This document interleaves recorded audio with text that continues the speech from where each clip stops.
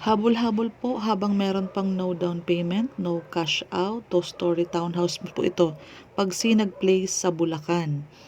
Ngayon po may mga available units tayo ongoing construction. Near RFO po yan hanggang next year. So paunahan na lang po kasi maganda naman po ang ating deliverable. Kumbaga, makakapag-ipon ka kasi no down payment.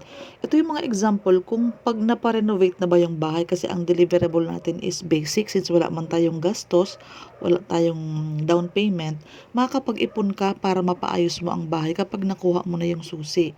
Yung 10,000 kasing cash out mo is para lang yun sa water and Meralco installation plus processing. Aantayin mo na lang na ma-loan approve ka ni Pag-ibig, that's the only time na magsisimula ang bayad mo sa Pag-ibig, yung monthly amortization na tinatawag. Ngayon, 10,000. Yan lang po ang ilalabas. May office naman po kami near the community sa Katmon, Santa Maria, Bulacan. Ayun, hingin mo sa akin ng link ng office natin. Sabado at Linggo, nagre-reserve tayo after ng um, tripping natin. Makita mo yung unit.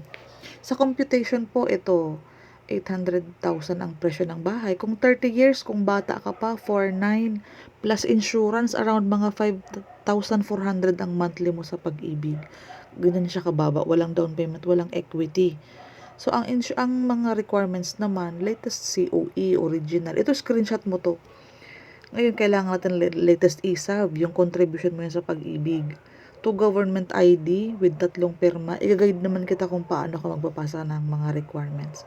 Company ID, 1 month na salary, isang buong buwan yan. Birth certificate, 2 valid ID ng asawa kung kasal, TIN ID, MDF or loyalty card. Yung sa Pag-ibig yan.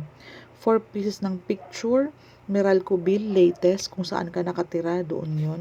Barangay clearance for housing loan purposes po ang ipapalagay. Complete filled out RA, meron kami yan. Saka help seminar, turuan kita.